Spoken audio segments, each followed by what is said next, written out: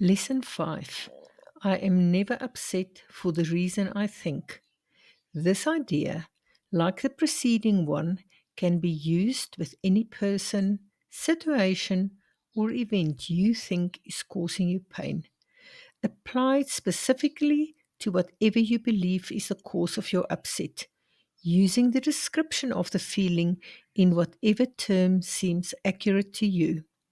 The upset may seem to be fear, worry, depression, anxiety, anger, hatred, jealousy, or any number of forms, all of which will be perceived as different. This is not true.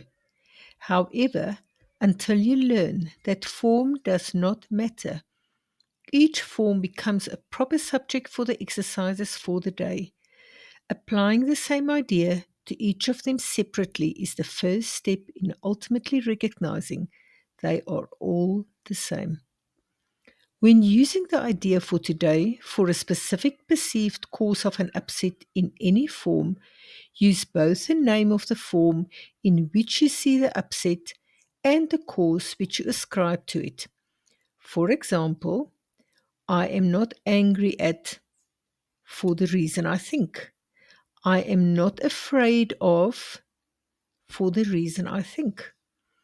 But again, this should not be substituted for practice periods in which you first search your mind for sources of upsets in which you believe and forms of upsets which you think result.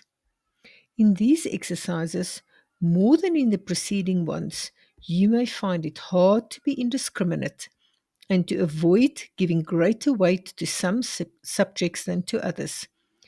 It might help to proceed the exercises with the statement, there are no small upsets. They are all equally disturbing to my peace of mind. Then examine your mind for whatever is distressing you, regardless of how much or how little you think it is doing so. You may also find yourself less willing to apply today's idea to some perceived sources of upset than to others. If this occurs, think first of this: I cannot keep this form of upset and let the others go. For the purposes of these exercises, then, I will regard them all as the same.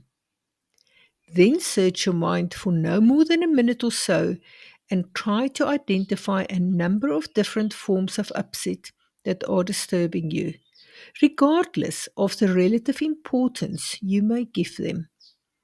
Apply the idea for today to each of them, using the name of both the source of the upset as you perceive it and of the feeling as you experience it. Further examples are: I am not worried about for the reason I think. I am not depressed about for the reason I think. 3 or 4 times during the day is enough.